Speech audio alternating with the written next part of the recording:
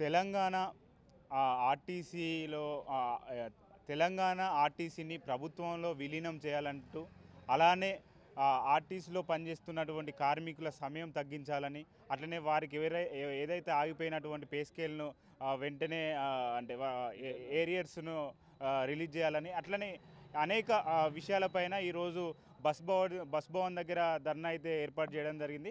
మనతో పాటు ఆర్టీసీ కార్మికులు ఉన్నారు. వారిని అడిగి తెలుసుకుందాం అసలు వారి సమస్యలు ఏంటి, వారు ఎలాంటి డిమాండ్స్ను ప్రభుత్వం దృష్టిలో పెట్టారు అనే విషయాలను వాళ్ళని అడిగి తెలుసుకుందాం. అన్న చెప్పండి మీ పేరు? నేను పిఎన్ రావును. జనవరి 23లో నేను రిటైర్డ్ అయిన కండక్టర్గా. ఇప్పటి వరకు ఈరోజు ఈ ప్రోగ్రాంకి ఎందుకు వచ్చినామంటే మే 3 నాడు చలో బస్ భవన్ మన నిరసన తెలుపుదామని వచ్చినాము. అయితే ఇష్యూ ఏంటంటే ఆ రోజు నుంచి ఇప్పటి వరకు లీవ్ ఎన్కాష్మెంట్ కానీ, మొన్న 2017 పే స్కేల్ ఏరియర్స్ కానీ, ఇతరేతర ఇంకా డబ్బులు రావాల్సినవి ఉన్నాయి, అవి వస్తలేవు. ముఖ్యంగా ఇప్పుడు వచ్చిన ప్రాబ్లం ఏంటంటే సుప్రీంకోర్టు గైడ్లైన్స్ ప్రకారం హయ్యర్ పెన్షన్ అప్లై చేసుకోవాలని వచ్చింది.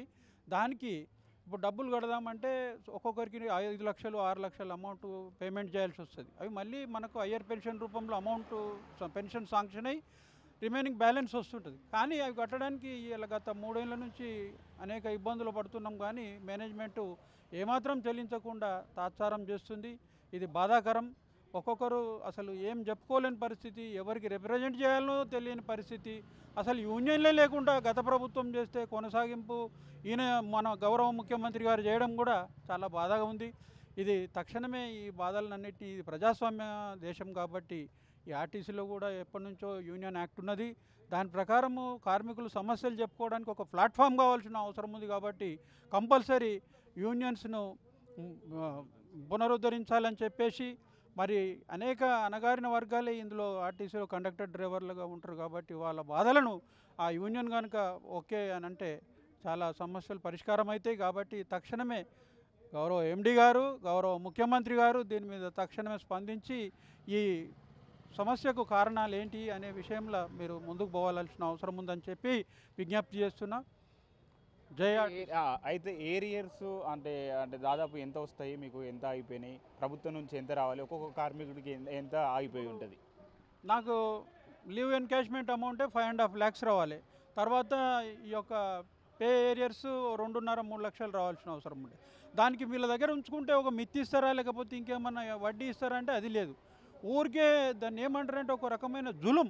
మా దగ్గర డబ్బులు ఉంటాయి, వీళ్ళు ఏం చేయలేరు. ఈవెన్ రిప్రజెంట్ చేద్దామంటే యూనియన్స్ లేవు.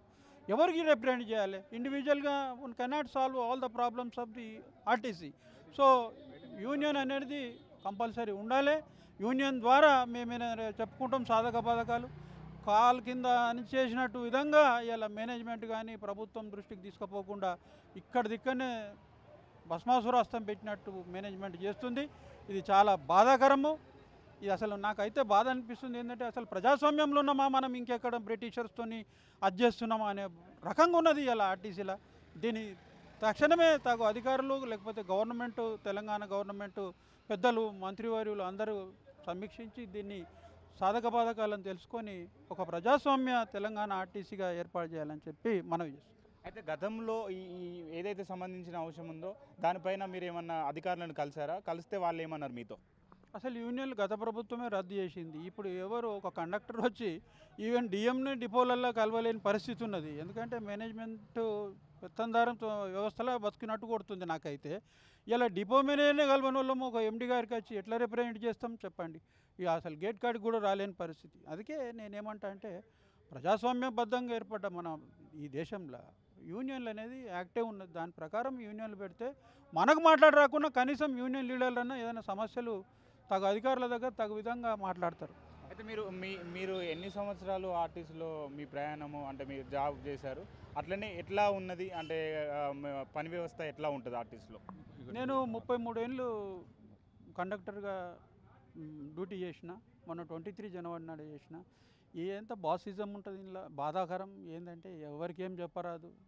ఇప్పుడు ఈ మధ్యనైతే యూనియన్లు ఎప్పుడైతే పోయినాయో పని గంటలు లేక కిలోమీటర్స్ పెంచడము, హుకుం జులుం అనేది బాగా నడుస్తుంది. అది బాధాకరం. అసలు ఒక మనసున్న మనిషికైతే అసలు నీ ఏమి సామ్రాజ్యం, ఏమి సమాజంలో బతున్నామనే విధంగా అనిపిస్తుంది నాకు. ఆర్టీసీలో రేవంత్ రెడ్డి వచ్చిన తర్వాత ఏమన్నా మార్పు జరిగిందా? అంటే ఎట్లా ఉంటుంది ఆర్టీసీ? సమస్య పెనం మీదకి వెళ్ళి పొయ్యిలో పడ్డట్టు ఉన్నది.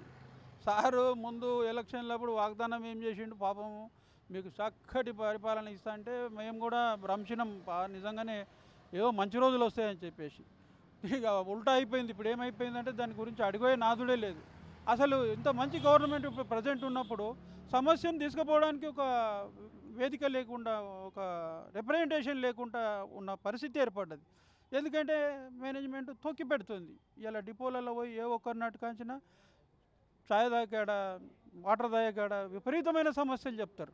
రారా బిడ్డ మనం ఒక ధర్నా పెడదామంటే అన్న ఇంత ఫోటోలు తీస్తారే విజిలెన్స్ వాళ్ళు, డిపో సస్పెండ్ చేస్తారు, డిపో ట్రాన్స్ఫర్. ఇవాళ అటువంటిది ఇలా గవర్నమెంట్ మంచి గవర్నమెంట్ ఉన్నాం కూడా మనం మన సమస్యలు చెప్పుకోలేని పరిస్థితులు ఉన్నాము అని చెప్పి నేను అమాయకత్వం బాగా ప్రబలింది. దానికి ఈ మేనేజ్మెంట్ బాగా తొక్కి పెడుతుంది. దాన్ని అది నశించాలని చెప్పేసి ఇలా చలో బస్ భవన్కి వచ్చి